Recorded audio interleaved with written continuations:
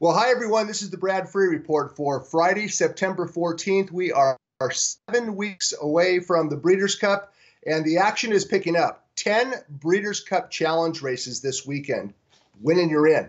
5 in Europe, 3 in Canada, 2 in Kentucky. As far as the European winning you're in races this weekend goes, 3 of them on Saturday morning at Leopardstown, including the Matron Stakes with Alpha Centauri, the Irish Champion Stakes with Roaring Lion, and we are going to be focusing our attention on Breeders' Cup Challenge races that emphasize the Friday Breeders' Cup races. 5 Breeders' Cup races on Friday, November 2nd for 2-year-olds. That will be the focus of today's segment.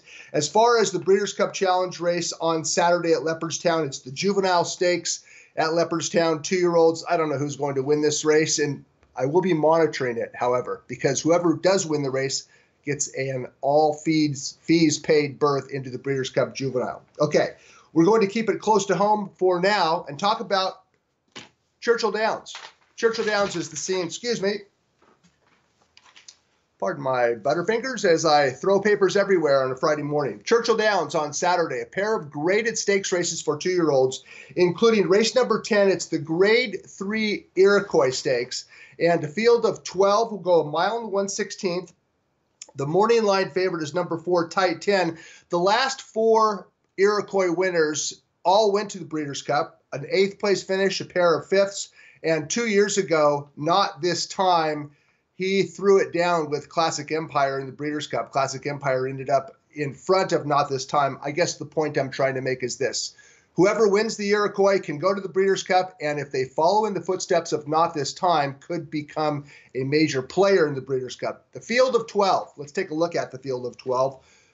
Tight 10 is the 2-1 favorite on the morning line, and he is one of 2 Steve Asmussen trainees, along with Tobacco Road. Let's go ahead and take a look at the most recent start by Tight 10, and you decide if this is the type of horse that you want to take at a short price on the stretch out. That's Tight 10 on the outside, Call Paul on the inside. Tight 10 had the length of the lane to get past Call Paul. He couldn't do it. He kind of raced a little bit greenly. His head is in the air. He ran okay. He earned an 80 Beyer speed figure. This was a 4-horse field.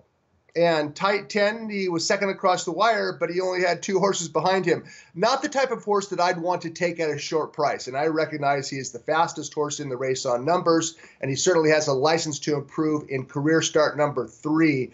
I like a horse in here, but it's the same horse I liked 2 weeks ago at Kentucky Downs, and he did not run very well. I'm referring to number 7, Pole Setter. Now, they ran a mile on grass at Kentucky Downs in 1:43 and change, and I wonder if that slow grass course might have compromised Pole Setter. The truth is, he's not really bred for grass. Trainer Brad Cox gets the opportunity on Saturday to move Pole Setter to dirt. Blinkers are on, and on Monday morning at Churchill Downs, he worked the fastest half mile of 56 half-mile workers on the main track at Churchill.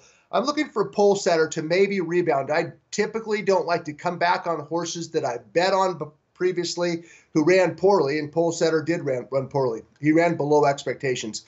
I'm going to give him another chance. Turf to dirt, bred for the main track, and if Pole Setter is 6-1, that's his price on the morning line, he will be one of the few horses I plan to wager on this weekend. So Pole Setter looking for an upset in the Iroquois Stakes. Tight 10 is the horse to beat on the morning line.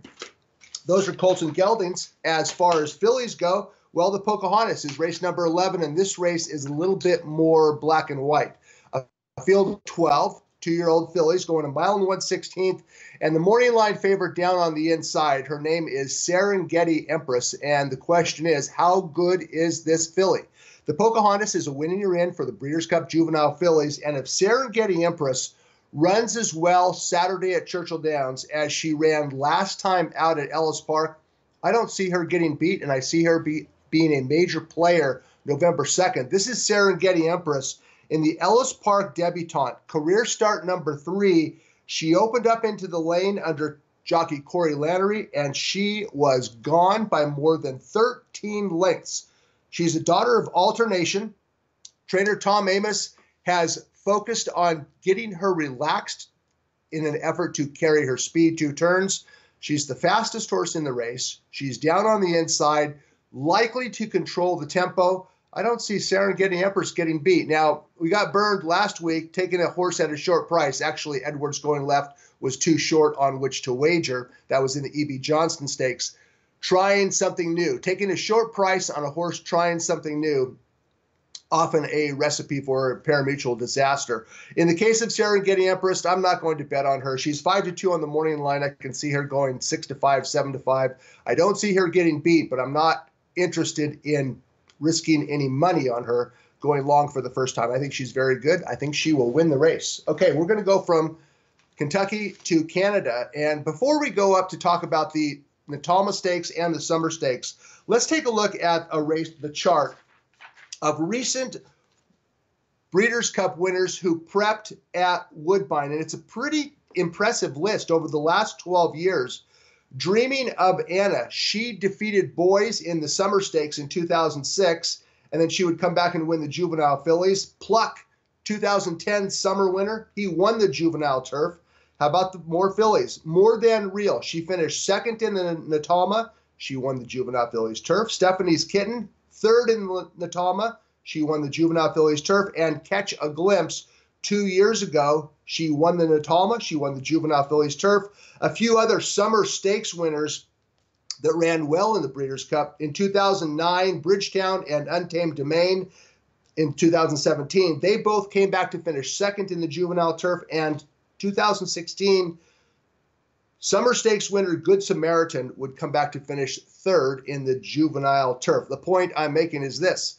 Canada, it does not get a whole lot of attention most of the time, but it will this weekend. The Woodbine Mile on Saturday, and then on Sunday, the Summer Stakes and the Natoma. And first up is the Natoma Stakes, first of the races that we will be talking about. It's race number 7. These are 2-year-old fillies going 1 mile on grass. Win this race, and you're in the Breeders' Cup. And there's a relatively solid favorite based on her most recent start, based on her career record. My Gal Betty is 3 for 3 for trainer Roger Atfield. And her most recent win, it was on a yielding turf course at Woodbine. But this was an impressive victory going 6 furlongs, August 25th. And watch My Gal Betty and jockey Rafael Hernandez very confidently riding My Gal Betty on the outside. And she will burst away late to win by more than 4 lengths. This was an impressive win by a filly making her first start since early July. Atfield is adding Lasix to My Gal Betty this weekend. And if she runs anything like she did in the Catch a Glimpse last time out, My Gal Betty will be very tough to beat in the Natoma Stakes. That's race number 7. Race number 9 on Sunday. Both the 2-year-old grass races at Woodbine are on Sunday. Race number 9 on Sunday, a large field of 13. These are colts and geldings trying to get into the Breeders' Cup juvenile turf. And a couple of lightly raced debut winners, I believe, are going to attract most of the attention, including number 3, Fog of War, and number 12, Jungle Warrior. Let's take a look at the tape of Fog of War winning his career debut August 13th at Saratoga. This is a son of Warfront out of the Galileo mare Say. And Fog of War will come rolling on the outside. He'll get up close home to win by a neck. Now, it turns out that he defeated a pretty good field. 6 of the horses that he defeated ran back. 2 of them won maiden special weight races at Belmont and Kentucky. 2 others finished in the money in maiden special weight races at Saratoga. So Fog of War, how do you think he'll do going 1 mile? Well, his second dam is none other than 3-time Grade 1 winner Risk Averse. So I think that Fog of War, trainer Chad Brown's first starter in the Summer Stakes, this is a good colt. He's by Warfront. He's bred to run long. I think Fog of War is the right horse. As far as the locals go, number 12, Jungle Warrior, he also scored a relatively impressive win first time out, and he has something that Fog of War does not, and that is a race over the track. This is Jungle Warrior on August 4th at Woodbine, son of Animal Kingdom, produced by graded stakes winner Harissa, and Jungle Warrior will win this race by a head. Boy, he's nowhere in the picture yet. That's him third on the outside, coming along on the far outside, going 6 furlongs, and he will get up in the shadow of the wire to win by a head. Now, I'm not sure that the field that he defeated was better than the field that Fog of War defeated. In fact, I'm relatively certain it's not. The race did produce a couple of next out winners. One of them was a maiden special weight at Woodbine. The other one was a maiden 50 at Saratoga. A couple others finished second in a stakes at Woodbine.